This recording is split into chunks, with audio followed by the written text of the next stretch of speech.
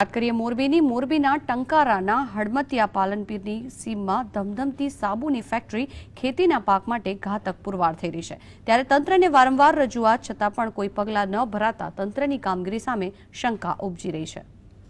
ટંકારામાં હડમતિયા પાલનપુરની સીમામાં મંજૂરી વગર સાબુની ફેક્ટરી ધમધમી રહી છે અને સાબુના દૂષિત પાણીથી આજુબાજુના ખેતરોમાં ઊભા પાકોને નુકસાન થવાથી તંત્રમાં ખેડૂતો વારંવાર રજૂઆત કરી હતી, પરંતુ તંત્રની રહેમ નજર હેઠળ ચાલતા આ કારખાનાને કારણે આજુબાજુમાં આવેલ પીવાલાયક પાણી પણ દૂષિત થાય છે। ખેતરમાં વાવવા છતાં કંઈ ઉગતું નથી, જેથી ખેડૂતો પાયમાલ થઈ રહ્યા છે, છતાં પણ તંત્ર દ્વારા કોઈ કાર્યવાહી હાથ ધરવામાં આવતી નથી, જેથી ગ્રામજનોમાં ભારે રોષ જોવા મળી રહ્યો છે।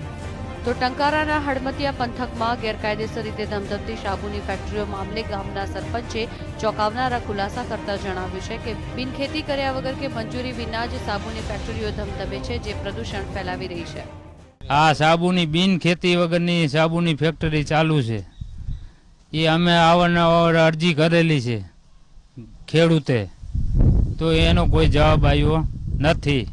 ટંકારા પંથકમાં ગેરકાયદેસર રીતે ધમધમતી સાબુની ફેક્ટરીઓ મામલે તંત્રની મિલીભગતની આશંકા પણ જન્મે છે, કારણ કે 1 વર્ષ અગાઉ મામલતદારને લેખિત આવેદન આપ્યા છતાં કોઈ પગલાં ભરવામાં આવતા નથી।